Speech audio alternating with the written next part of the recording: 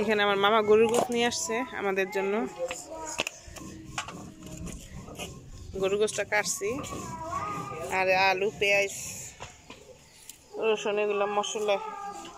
রসুন কাটতেছে, রসুন বাটবো, আর আলু পেঁয়াজ কেটে নিব এখন।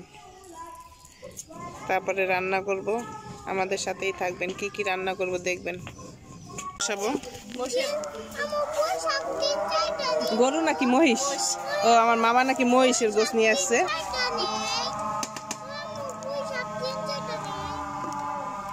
সরষের তেল দিয়ে দিচ্ছি।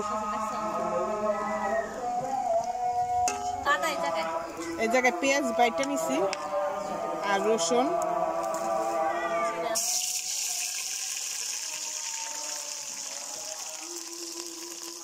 আর এই জায়গায় রসুনের পেস্ট।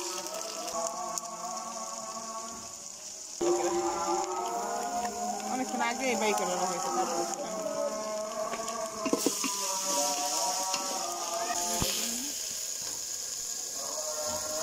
লবণ দিছি আর হলুদের গুঁড়া।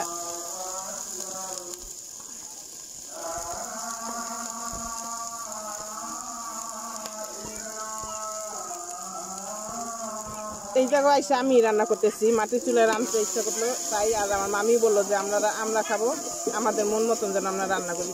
হলুদ মরিচটা আসলে এরা কীভাবে খাইবো না খাবো, আমরা কীভাবে খাই, এই জন্য আমার বলছিলাম আমি রান্না করতে, আমি বসাই দিলাম।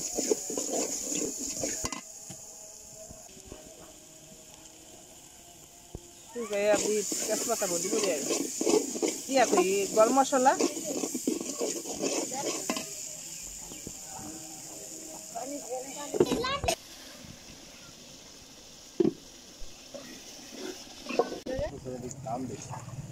কত করে নেই? মহিষের গোশত তো মজা বেশি নাকি? না,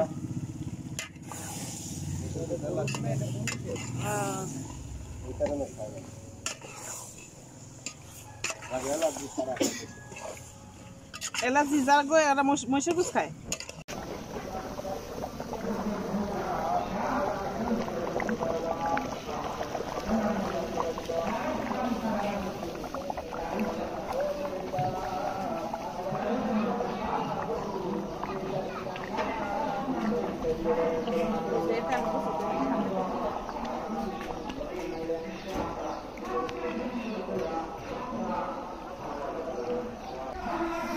এই যে অবশেষে হয়ে গেছে তরকারি।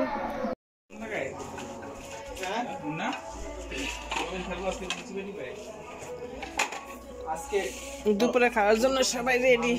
কি কি রান্না করা হয়েছে দেখি। গরুর গোশত, মাছ ভাজি, লাউ শাক ভাজি, সরিষা শাক ভাজি, আর ইলিশ মাছ দিয়ে ডাটা শাক, ডাটা ইলিশ মাছ দিয়ে ডাটা রান্না করছে, আর ভাত।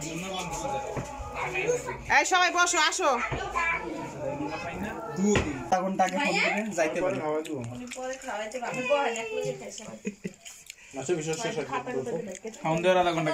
সরষে শাকটা দে।